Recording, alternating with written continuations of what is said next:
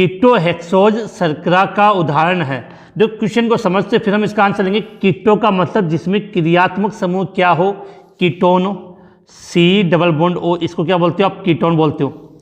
और हेक्सोज का मतलब जिसमें कार्बन की संख्या कितनी हो, 6 हो। तो उस शर्करा का हमें उदाहरण देना ग्लूकोज। तो ग्लूकोज में कार्बन की संख्या 6 होती है लेकिन क्रियात्मक समूह एल्डिहाइड होता है। राइबोज में कार्बन की संख्या 5 होती है।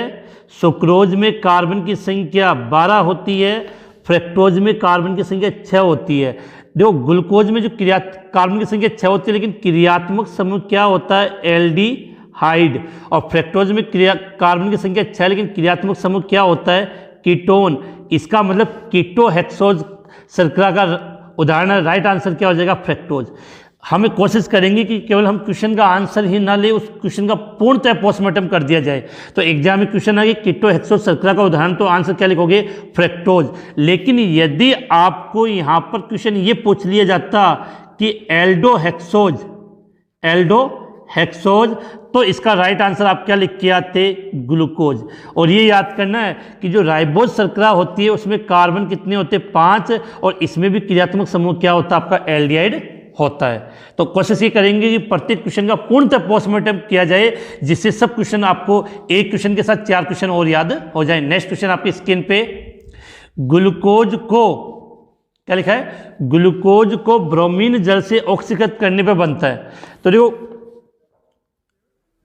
इस क्वेश्चन को अगर समझना चाहें तो ग्लूकोज का स्ट्रक्चर हम क्या बनाते हैं, CHO और CHOH4, लास्ट में CH2OH।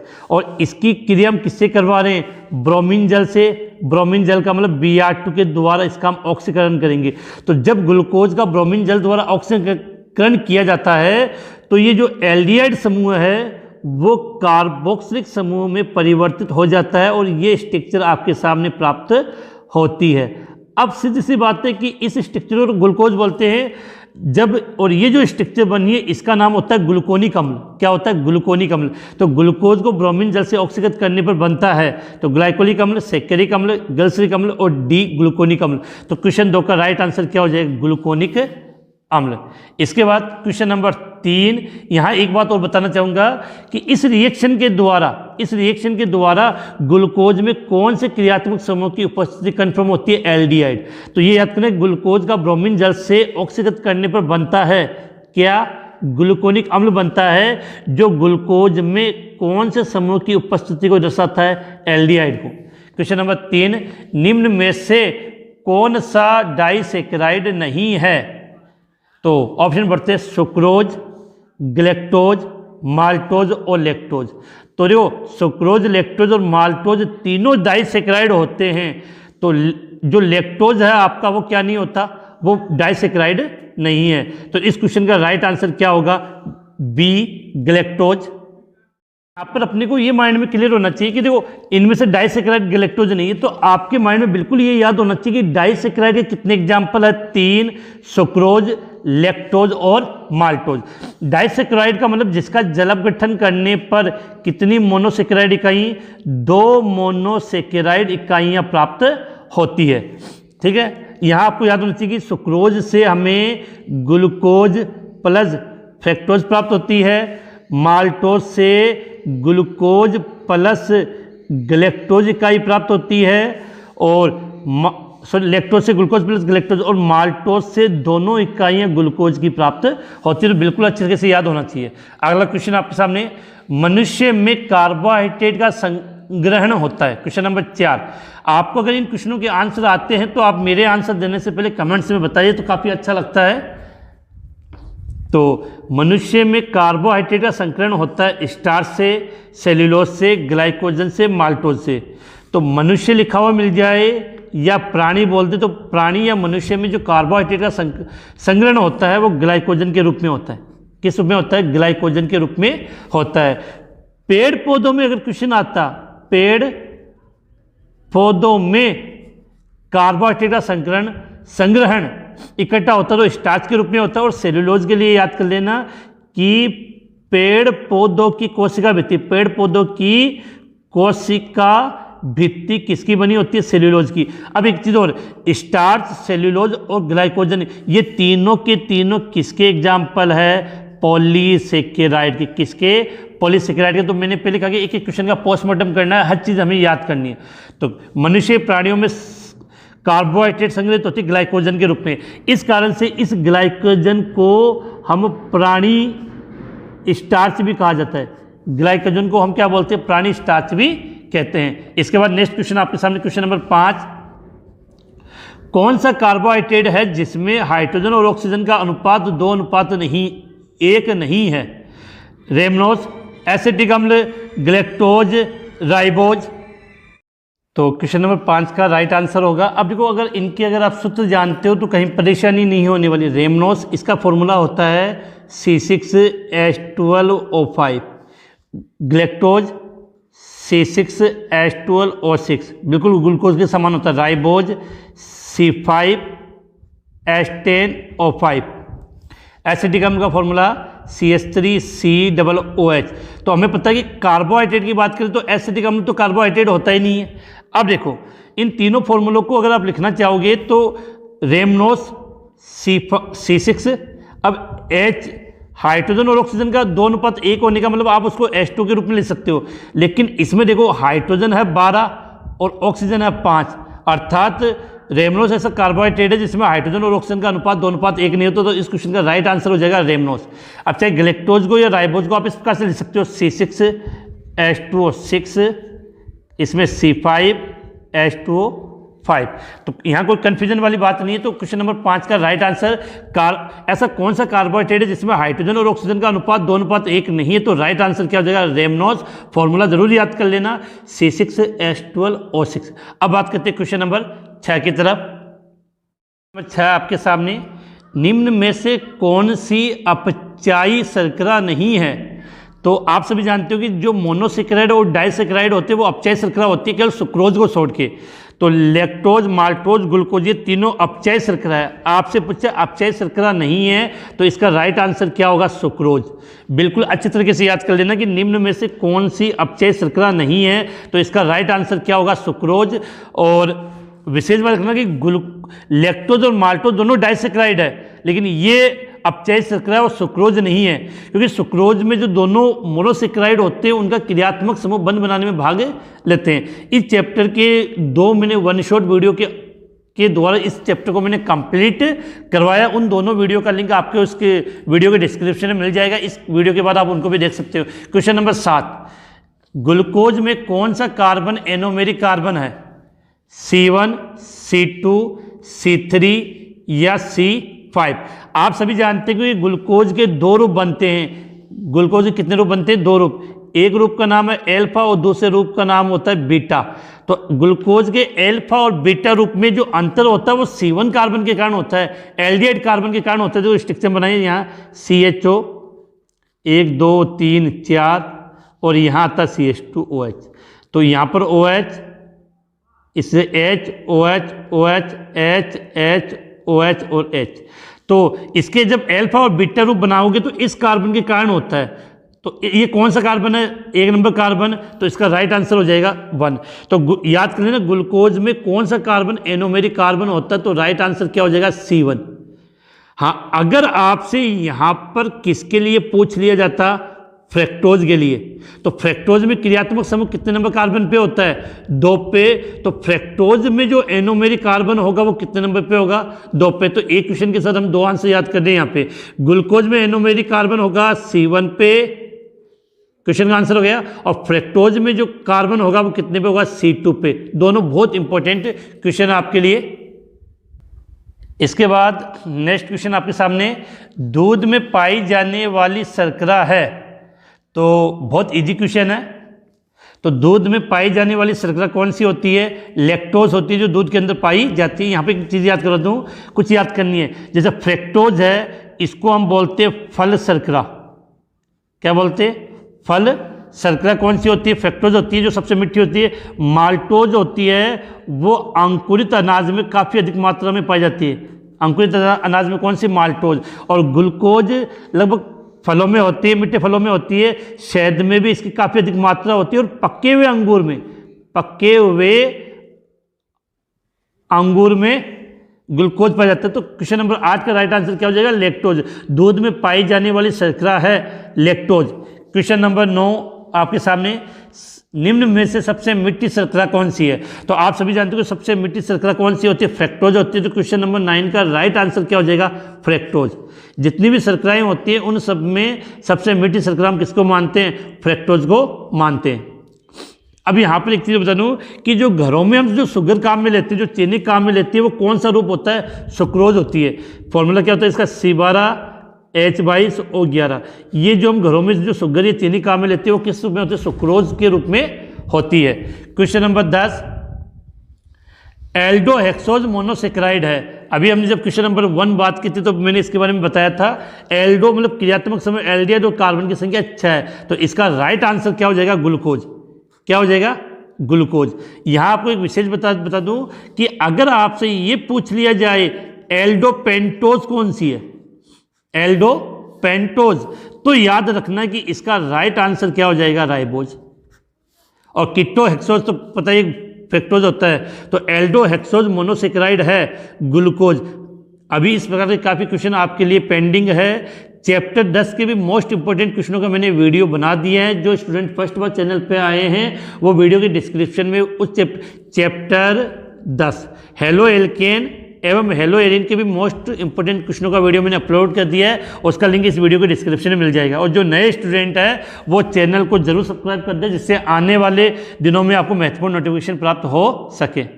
नेक्स्ट क्वेश्चन आपके सामने, जल में विलेय विटामिन कौन से होते हैं? तो अभी हम यहाँ समझते हैं कि विटामिन को हमने विटामिन कौन कौन से होते हैं अपने सिलेबस में? A, B, C, D, E और K, ये विटामिन के नाम है। तो आप सभी जानते हैं कि विटामिन B और C कौन से होते हैं? जल में विलेय।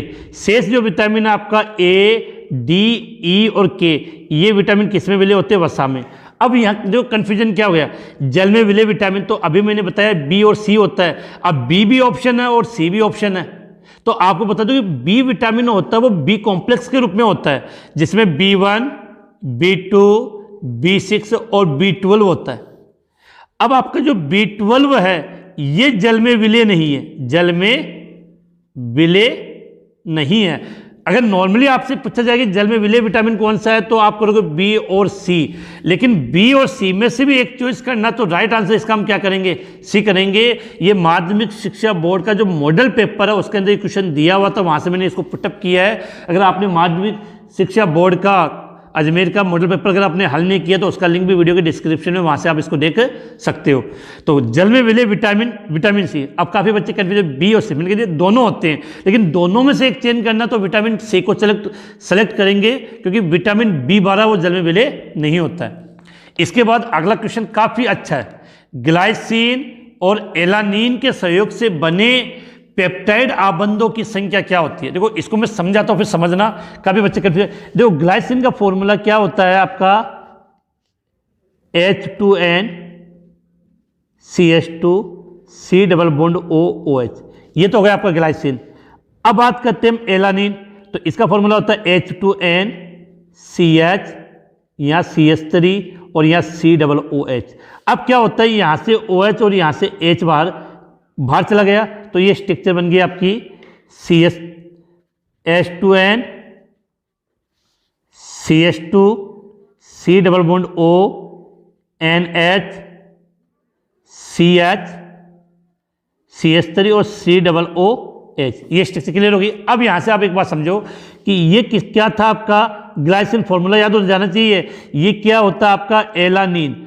अब इन दोनों के बीच में ये जो बंध बना है, इस बंध को हम बोलते हैं पेप्टाइड बंध। क्या बोलते हैं? पेप्टाइड बंध। तो देख लो इसमें कितने बंध बनेंगे? तो सीधी बात है कि 2 अमीनो अम्ल के मिलने से पेप्टाइड बंध कितना बनेगा? 1, तो इसका राइट आंसर हो जाएगा ए। लेकिन विशेष बात याद रखनी है, जो उत्पाद बना है उसको बोला जाता है डाइपेप्टाइड। तो बंध की संख्या तो कितनी होगी? 1, लेकिन जो उत्पाद है उसको हम क्या बोलेंगे? डाइपेप्टाइड। क्लियर है? इसके बाद अगला क्वेश्चन, निम्न में से कौन सा आवश्यक अमीनो अम्ल है? आवश्यक अमीनो अम्ल का मतलब होता है वे अमीनो अम्ल जिनका संश्लेषण अपने शरीर में नहीं होता, उन्हें भोजन के साथ लेने की आवश्यकता होती है। इसको याद करने का तरीका क्या था? टीवी मिल पथ। इसको याद करने का तरीका क्या था? टीवी मिल पथ। तो टी से ट्रिप्टोफैन, वी से वेलिन। तो चारों ऑप्शन में देख लिया वेलिन आ गया। तो निम्न में से आवश्यक अमीनो अम्ल कौन सा हो गया? वेलिन हो गया। क्या हो गया? वेलिन।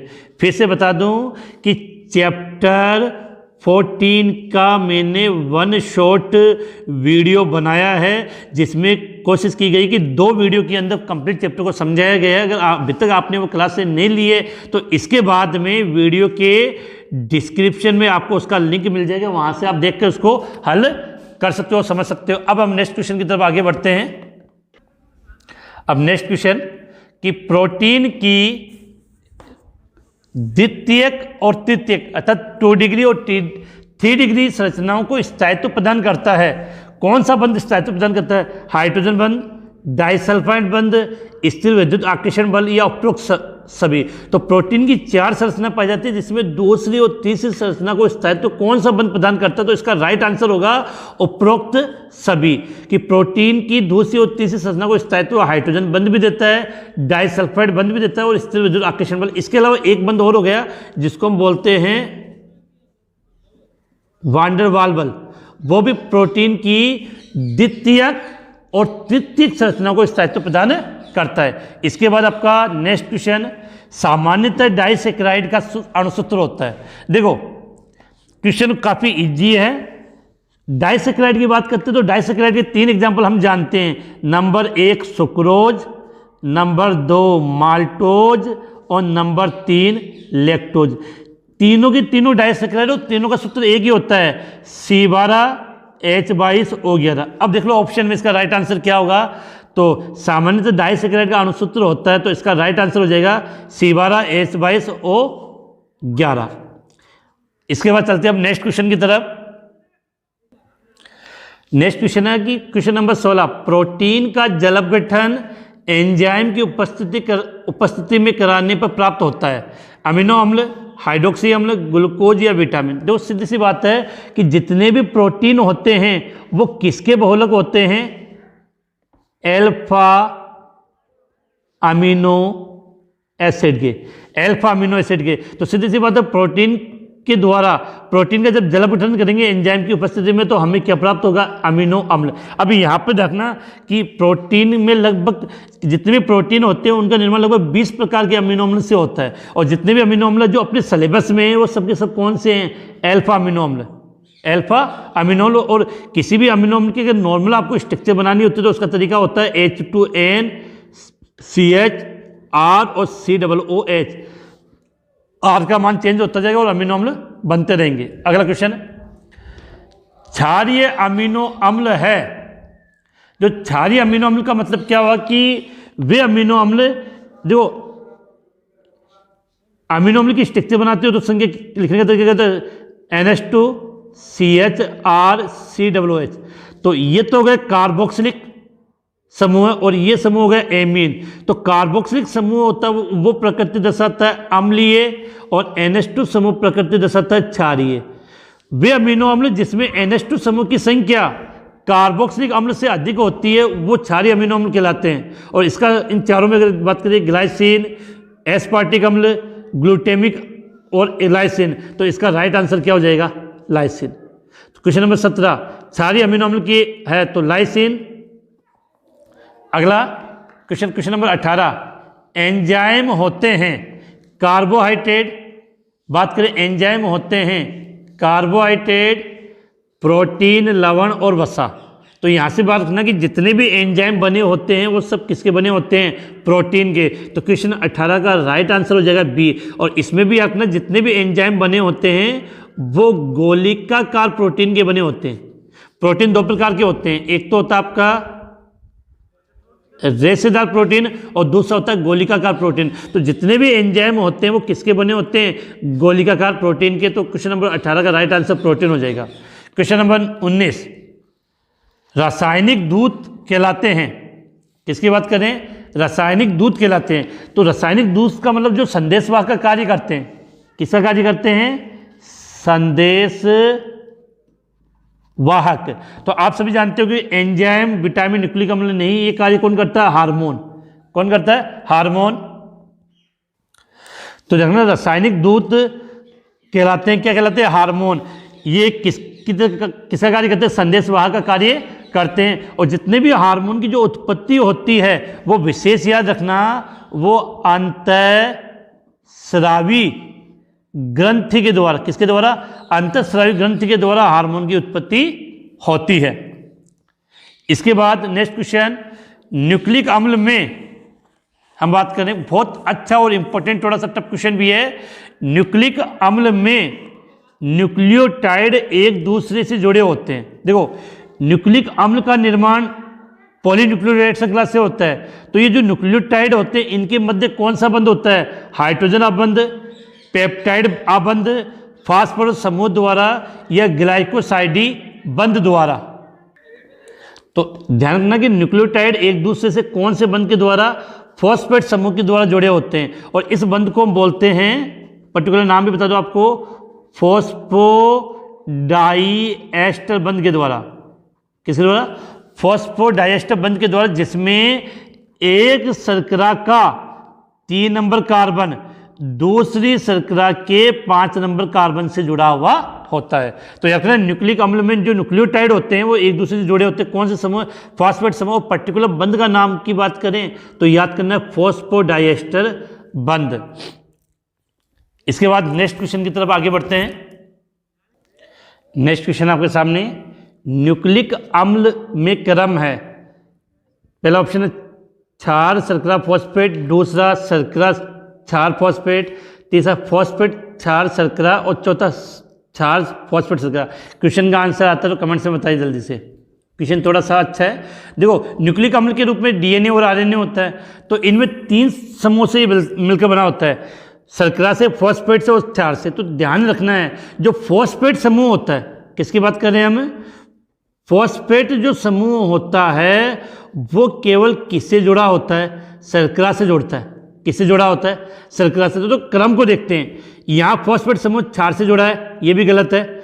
यहाँ फॉस्फेट समूह क्षार से जुड़ा है शर्करा से, तो इसलिए भी गलत हो जाएगा।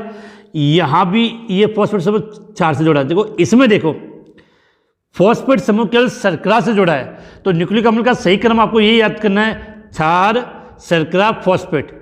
न्यूक्लिक अम्ल का सही क्रम होगा क्षार शर्करा और फॉस्फेट।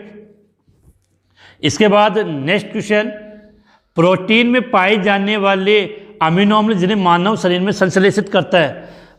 देखो जहाँ जो मानव शरीर में संश्लेषित होता है उनको बोलते हैं हम अनावश्यक अमीनो अम्ल। देखो, अमीनो अम्ल को हमने 2 कैटेगरी में डिवाइड किया। एक तो हो गया आपका आवश्यक अमीनो अम्ल। तो ये तो वे अमीनो अम्ल होते हैं जिनका संश्लेषण शरीर में नहीं होता है, शरीर में नहीं होता, उन्हें भोजन के रूप में लेने की आवश्यकता, और इनकी संख्या होती है 10। दूसरा अनावश्यक अमीनो अम्ल, जिनका संश्लेषण शरीर में हो जाता है और उन्हें भोजन के रूप में लेने की आवश्यकता नहीं होती है। तो देखो, लगभग कुल कितने मानते हैं? 20। तो 20 में से 10 तो हो गया आवश्यक, तो शेष बच गए अनावश्यक। तो इस क्वेश्चन का राइट आंसर क्या हो जाएगा? बी 10। अगला, निम्न में से कौन सा यौगिक ज्यूटर आयन बनाता है? तो सीधी बात है कि ज्यूटर आयन कौन बनाता है? Amino acid. ज्यूटर आयन बनाने का गुण किस में पाया जाता है? एमिनो एसिड में। अब जो आंसर, ग्लूकोज, एनिलीन, ग्लाइसिन और प्रोक्सबे। देखो, ग्लूकोज क्या है आपका? कार्बोहाइड्रेट। तो ये तो हो नहीं सकता। एनिलीन, ये एनालीन नहीं लिखा, एनिलीन। एनिलीन का मतलब बेंजीन वाले के ऊपर NH2। हाँ, अगर एलानीन होता तब अमीनो अम्ल मान सकते थे। अब इसके बाद क्या बच्चा आपका? ग्लाइसिन। तो आप सभी जानते हो कि सबसे सरल अमीनो एसिड कौन सा है? ग्लाइसिन है। तो हमें सीधे पता है कि ज्यूटर आयन कौन बनाता है? अमीनो अम्ल बनाता है। तो इनमें से अमीनो अम्ल कौन सा है? ग्लाइसिन। तो राइट आंसर क्या हो जाएगा आपका? सी। इसके बाद नेक्स्ट क्वेश्चन की बात, संतरा और आंवला में पाया जाने वाला प्रमुख विटामिन है। जो संतरा और आंवला दोनों के दोनों खट्टे फल है। क्या है? खट्टे फल। और खट्टे फल में कौन सा विटामिन, विटामिन सी पाया जाता है। तो राइट आंसर क्या हो जाएगा, सी। तो संतरा और आंवला में पाए जाने वाला प्रमुख विटामिन कौन है, विटामिन सी। हाँ, इसके अलावा एक चीज़ याद कर लेना, जो विटामिन डी है वो हड्डियों के लिए काफ़ी महत्वपूर्ण होता है। और प्रश्न आता है कि सूर्य के प्रकाश के द्वारा, सूर्य के प्रकाश के द्वारा कौन सा विटामिन प्राप्त होता है। तो आप आंसर लिखोगे याद रखना विटामिन डी। खट्टे फल जैसे संतरा आंवला में तो विटामिन सी क्वेश्चन का राइट आंसर होगा। इसके अलावा हम अलग से याद करेंगे कि सूर्य के प्रकाश से हमें कौन सा विटामिन मिलता है, विटामिन डी। अगला, निम्न में से कौन सा नाइट्रोजन क्षारक डीएनए में नहीं होता है। और जो 4 लिखें, एडेनिन, साइटोसिन, यूरेसिल, थायमिन। देखो नाइट्रोजन क्षारक 2 प्रकार के होते हैं, एक को तो हम बोलते हैं प्यूरिन, दूसरे को बोलते हैं पिरीमिडिन। अब डीएनए की बात करें तो डीएनए में प्यूरिन में तो होता है आपका एडेनिन और दूसरा होता है प्यूरिन में गुआनिन। अब पिरीमिडिन की बात करें तो एक तो होता है आपका साइटोसिन और दूसरा होता है थायमिन। तो इन चारों के अलावा देखो कौन सा नाम नहीं आया, यूरेसिल नहीं आया। तो निम्न में से कौन सा नाइट्रोजन क्षारक डीएनए में नहीं होता है। तो इसका राइट आंसर क्या हो जाएगा, यूरेसिल। हाँ, अगर आपसे ये पूछ लिया जाता आरएनए में नहीं होता है तो आरएनए में थायमिन के स्थान पे क्या, आरएनए में थायमिन के स्थान पे आपको क्या पाया जाता है, यूरेसिल पाया जाता है।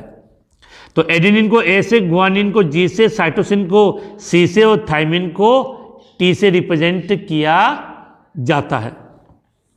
आपको अगर ये क्वेश्चन पसंद आए, अभी और भी क्वेश्चन काफ़ी है, तो इस वीडियो को अपने सभी साथियों तक ज़्यादा से ज़्यादा शेयर करें जिससे वो भी इसका फ़ायदा उठा सके। और जो नए स्टूडेंट हैं वो चैनल को सब्सक्राइब करना ना भूलें जिससे इस प्रकार के और भी महत्वपूर्ण वीडियो है आपको प्राप्त हो सके। अब बात करते हैं क्वेश्चन नंबर 26 की। नेक्स्ट क्वेश्चन आपके सामने, शर्करा के किस कार्बन परमाणु पर हाइड्रोक्सिल समूह की उपस्थिति अथवा अनुपस्थिति आरएनए व डीएनए में विभेद करती है। अगर आंसर आए तो कमेंट से बता दीजिए। फिर से कह दूँ कि इस चैप्टर से वस्तुनिष्ठ क्वेश्चन पूछे जाएंगे, इसलिए मैंने ज़्यादा जो क्वेश्चन बनाए वो वस्तुनिष्ठ क्वेश्चनों के रूप में बनाए जिससे आपकी प्रैक्टिस काफ़ी अच्छी हो सके। और ये सब इंपॉर्टेंट क्वेश्चन है जो सेलेक्ट किए गए आपके लिए। अब जो क्वेश्चन नंबर 26 की बात करें तो यहाँ से आप एक बात समझना कि जो डीएनए में जो शर्करा होती है उसका नाम होता है राइबोज। क्या होता है, राइबोज।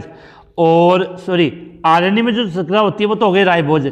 डीएनए में जो शर्करा होती है उसका नाम होता है डीऑक्सीराइबोज। काफ़ी स्टूडेंट को पता नहीं होगा इसका मतलब क्या है कि डीएनए में शर्करा डीऑक्सीराइबोज और आरएनए में राइबोज। अब देखो इसके नाम के आगे क्या लिखा है, डीऑक्सी। तो ऑक्सी का मतलब ऑक्सीजन, डी का मतलब ऑक्सीजन बाहर निकलना। तो राइबोज शर्करा से जब एक ऑक्सीजन बाहर निकल जाता तो बनती है डीऑक्सीराइबोज। और इसका अगर आपको पता है डीएनए में जो शर्करा होती है डीऑक्सीराइबोज, इसका पूरा नाम होता है बीटा। ये बीटा होती है बीटा D2 डीऑक्सीराइबोज शर्करा होती है, बीटा D2 डीऑक्सीराइबोज। अर्थात राइबोज शर्करा के 2 नंबर वाला जो कार्बन है उसमें एक ऑक्सीजन बाहर निकल जाता है जिससे राइबोज शर्करा बनती है।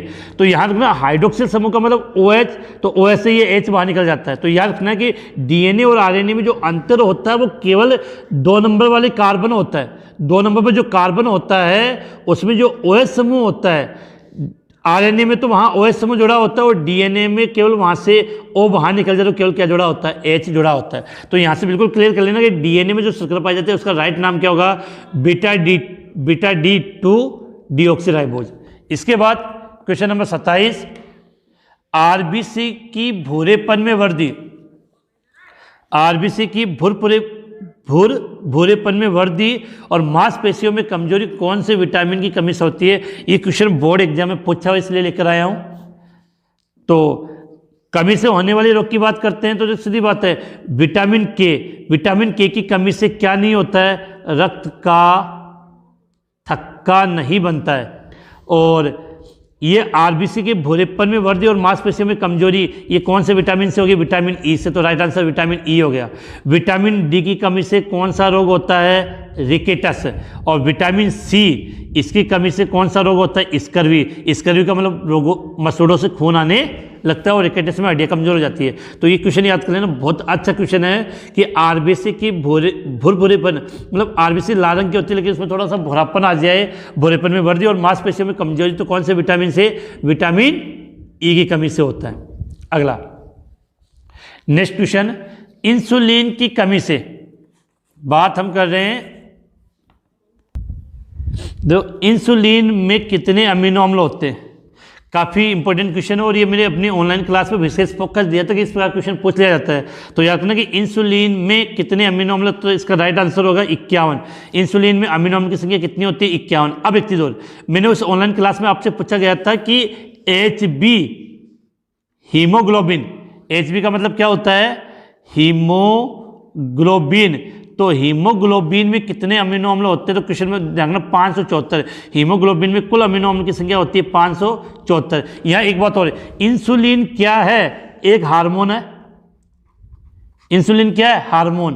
और इंसुलिन की कमी से, इंसुलिन की कमी से कौन सा रोग होता है? मधुमेह, जिसको हम बोलते हैं डायबिटीज।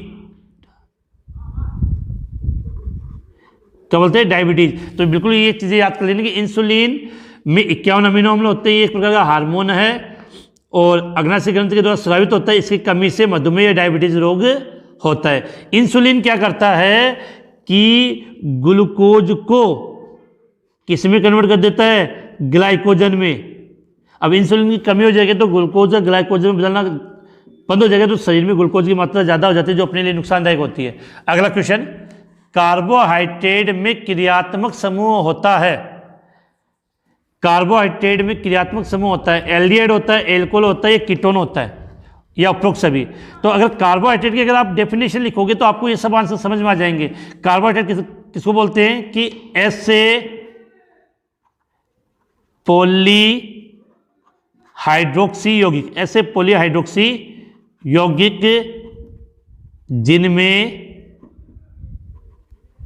एल्डिहाइड या कीटोन समूह है उपस्थित होते हैं। अब सुना मेरी बात, तो एल्डिहाइड, ये किसकी डेफिनेशन है? कार्बोहाइड्रेट की। तो एल्डिहाइड भी हो गया, कीटोन भी हो गया। अब हाइड्रोक्सी का मतलब क्या होता है? एल्कोहल होता है। तो इसका मतलब कार्बोहाइड्रेट में एल्डिहाइड, एल्कोहल, कीटोन तीनों क्रियात्मक समूह उपस्थित होते हैं, अर्थात इसका राइट आंसर क्या हो जाएगा? उपरोक्त सभी। कार्बोहाइड्रेट में क्रियात्मक समूह है तो एल्डिहाइड और कीटोन तो मुख्य होता है और प्रतिस्थापी के रूप में एल्डिहाइड और कीटोन तो मुख्य होगा और प्रतिस्थापी के रूप में क्या होता है? आपका एल्कोहल होता है। अगला क्वेश्चन, ये काफी अलग क्वेश्चन है आपके लिए कि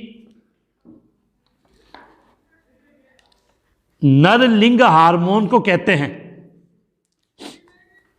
तो यहां पर ऑप्शन है एस्ट्रोजन, प्रोजेस्टेरोन, पिट्यूटराइन और एंड्रोजन। तो इसका राइट आंसर होगा एंड्रोजन। नर लिंग हार्मोन को क्या बोलते हैं? एंड्रोजन। आपने नाम सुना होगा टेस्टोस्टेरोन। टेस्टोस्टेरोन वो इस एंड्रोजन का रूप होता है जो नर के द्वितीय लैंगिक लक्षणों के लिए उत्तरदायी होता है। तो याद होना चाहिए कि नर लिंग हार्मोन को क्या बोलते हैं? एंड्रोजन। Example oestrogen. अब आपसे यहां से क्वेश्चन बन जाएगा कि मादा लिंग हार्मोन कौन सा होगा? तो याद कर लेना एस्ट्रोजन। एस्ट्रोजन को क्या बोलते हैं? मादा लिंग हार्मोन कहा जाता है। तो ये थे आपके वस्तुनिष्ठ क्वेश्चन। अब वस्तुनिष्ठ क्वेश्चन का मतलब केवल यही नहीं है कि मल्टीपल चॉइस वाले क्वेश्चन हो, रिक्त स्थान की पूर्ति करें। ये क्वेश्चन भी वस्तुनिष्ठ क्वेश्चनों के रूप में आते हैं। देखो आपके स्क्रीन के सामने, तो ये क्वेश्चन आपके सामने फिर से माइंड में क्लियर कर लेना कि वस्तुनिष्ठ क्वेश्चन का मतलब केवल अभ्यस्त वाले क्वेश्चन ही नहीं होते हैं, इन रिक्त स्थान वाले क्वेश्चनों को भी हम वस्तुनिष्ठ क्वेश्चन की श्रेणी में काउंट करते हैं। तो मैंने कुछ पर्सन बना ली जिससे आपकी इजीली प्रैक्टिस हो जाए, और जब पेपर बनाने वाला होता है तो वो उसको भी इसमें कन्वर्ट कर सकता है। रेगिस्तान की पूर्ति करें, इस प्रकार के क्वेश्चन भी आपके बोर्ड एग्जाम में पूछे जाएंगे, इसलिए इनकी प्रैक्टिस अच्छे तरीके से करें। पेड़ पौधों की कोशिका भित्ति किसकी बनी होती है? बहुत इजी क्वेश्चन है। पेड़ पौधों की कोशिका भित्ति किसकी बनी होती है? सेल्यूलोज की।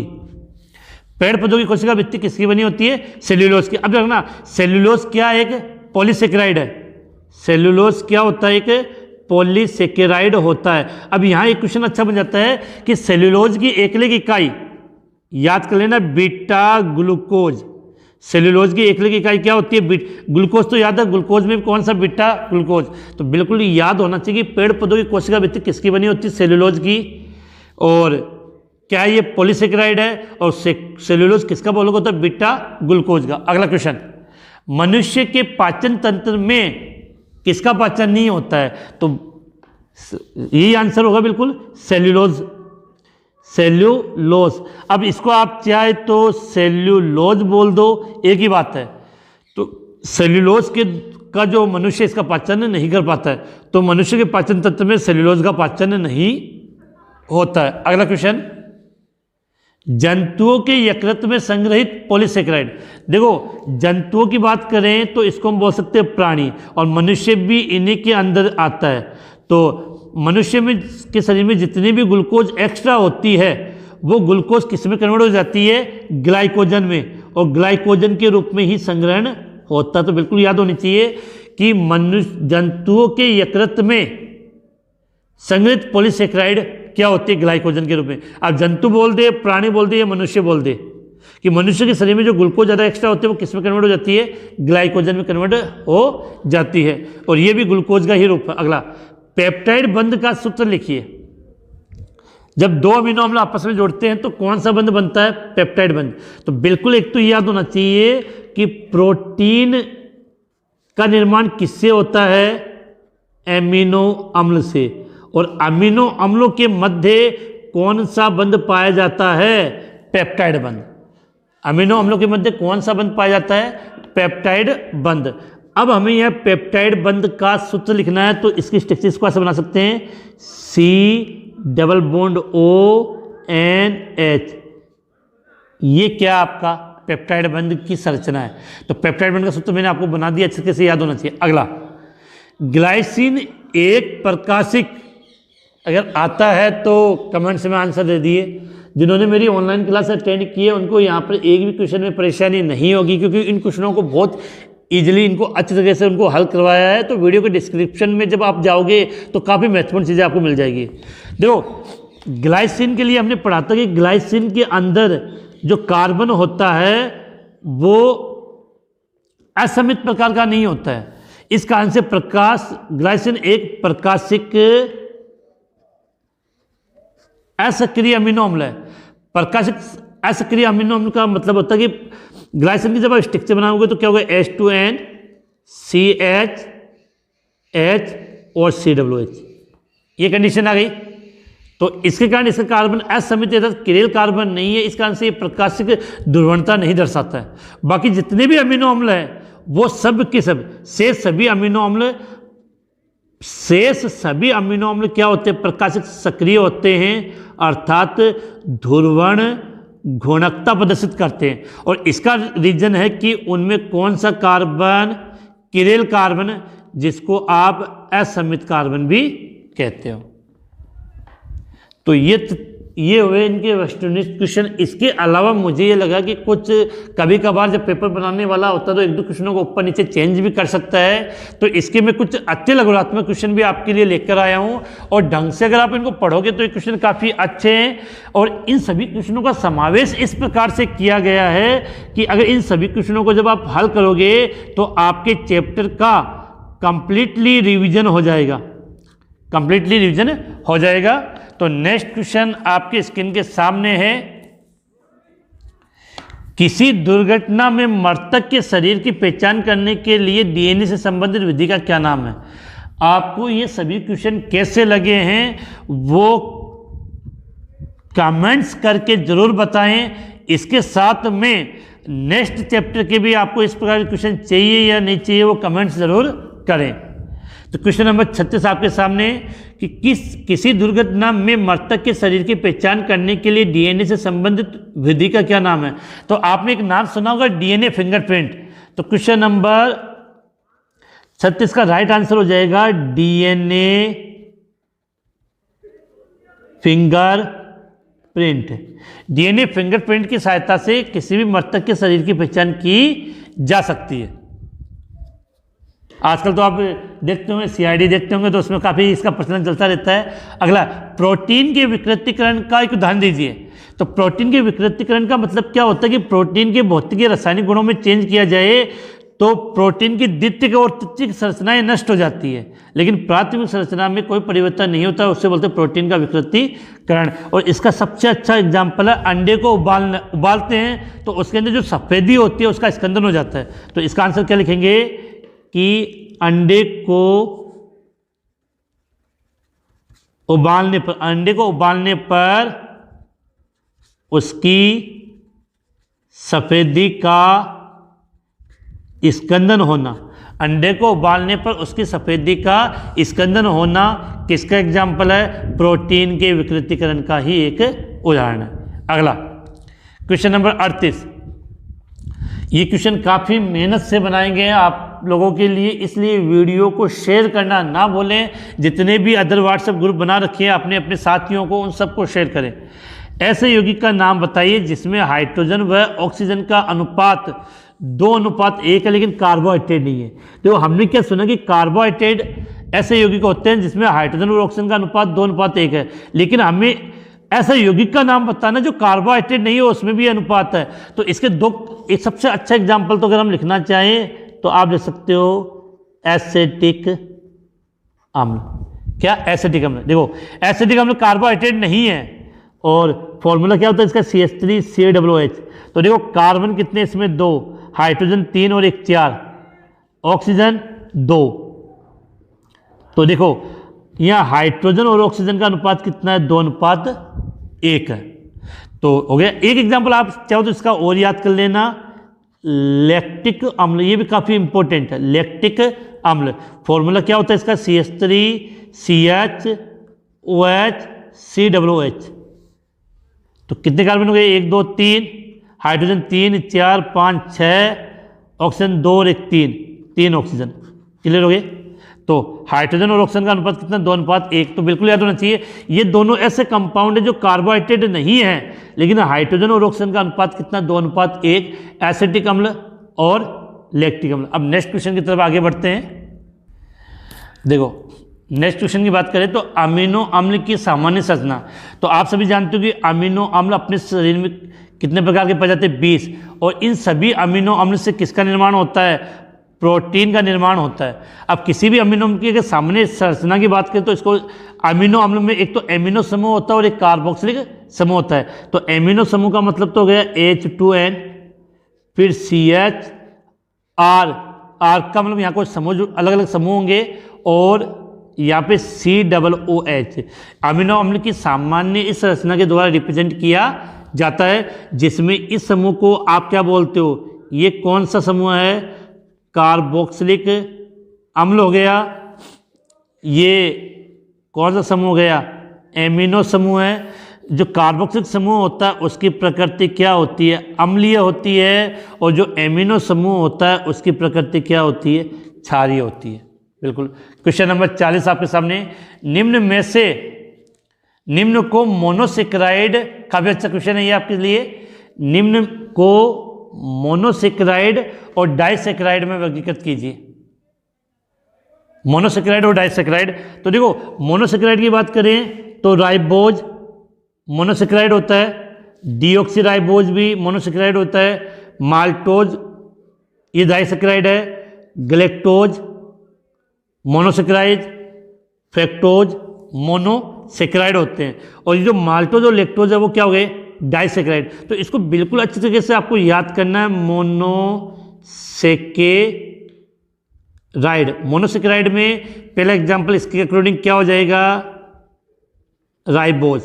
फिर अगला 2-डीऑक्सीराइबोज, फिर तीसरा ग्लेक्टोज, चौथा फ्रैक्टोज। ये सब के सब क्या हो गए? मोनोसेक्राइड। इसके अलावा भी अगर आप याद करना चाहो तो एक नाम और याद करना लेना, ग्लूकोज। वो तो सबसे कॉमन जानते हो आप। अब बात करें किसकी? डाइसेकेराइड की। किसकी बात करें? डाइसेकेराइड की। तो डाइसेकेराइड की जब हम बात करते हैं तो डाइसेकेराइड की यहाँ आपको एक तो हो गया आपका माल्टोज और एक हो गया लेक्टोज। तो डाइसेक्राइड का एग्जाम्पल क्या लिखेंगे यहाँ पे, माल्टोज, एक आपने लिख दिया लैक्टोज, और सबसे फेमस जो डाइसेक्राइड है वो क्या है, सुक्रोज। तो ये 1 से लेकर 40 क्वेश्चन हो गए। अभी 2 क्वेश्चन आपके लिए शेष बचे हैं जो इनसे भी काफ़ी इंपॉर्टेंट है। तो क्वेश्चन नंबर 41 आपके सामने, अगर इस चैप्टर से कुछ बड़ा क्वेश्चन बने तो इस प्रकार का क्वेश्चन बनने की संभावना ज़्यादा होगी। तो क्वेश्चन नंबर 41 आपके सामने, निम्न में अंतर स्पष्ट करना है। इस चैप्टर में 4 अंतर वाले क्वेश्चन बन सकते हैं कभी कभार अगर आए तो। डीएनए और आरएनए, रेशेदार तथा गोलिकाकार प्रोटीन, एमिलोस, एमिलोपेक्टिन, न्यूक्लियोटाइड और न्यूक्लियोसाइड। फिर से रिपीट कर दूं कि इस चैप्टर से नॉर्मली क्वेश्चन वस्तुनिष्ठ ही पूछे जाएंगे, लेकिन बाई चांस अगर कोई संभावना बने तो इस प्रकार से भी क्वेश्चन आपका आ सकता है। निम्न में अंतर डीएनए आरएनए। अब देखो कि इन क्वेश्चनों की हम बात करें तो काफ़ी इंपॉर्टेंट है, तो ज़्यादा भी नहीं, सबके 2-2 अंतर तो हमें पता होना चाहिए। तो इनको हम यहाँ से लिखते हैं कि सबसे पहले हम बात करें डीएनए और आरएनए में अंतर की। देखो यहाँ सीधा अंतर, जो डीएनए और आरएनए, एक तो अंतर याद करना है कि आरएनए के अंदर जो शर्करा पाई जाती है उसका नाम क्या होता है, राइबोस। डीएनए में जो शर्करा पाई जाती है उसका नाम होता है डीऑक्सी राइबोज। पहला अंतर तो ये हो गया कि डीएनए में जो शर्करा होते हैं डीऑक्सी राइबोज, आरएनए में शर्करा राइबोज। डीएनए होता है वो डिकुंडलित होता है, अर्थात इसके अंदर 2 पॉलीपेप्टाइड श्रृंखलाएं एक होती है, और आरएनए होता है वो एक रज्जुक होता है, केवल इसमें एक ही श्रृंखला होती है। तो ये 2 अंतर काफ़ी है। डीएनए डीऑक्सी राइबोज शर्करा होती है और डिकुंडलित होता है, आरएनए में राइबोज शर्करा होती है और एक रज्जुक होता है। अगला क्वेश्चन, रेशेदार प्रोटीन और गोलिकाकार प्रोटीन में अंतर। देखो रेशेदार प्रोटीन होता है, इसमें जो प्रोटीन की पॉलीपेप्टाइड श्रृंखलाएं होती है वो एक दूसरे के समांतर होती है, समांतर होने से रेशे जैसे संरचना प्राप्त होती है। और गोलिकाकार प्रोटीन में जो पॉलीपेप्टाइड श्रृंखलाएं होती है वो क्या हो जाती है, कुंडलित हो जाती है। अब देखो बात करें, एक तो अंतर ये होगा, दूसरा जो रेशेदार जो प्रोटीन होती है वो जल में अविलेय होती है। रेशेदार प्रोटीन जल में अविलेय होती है और गोलिकाकार प्रोटीन होती है वो जल में विलेय होती है।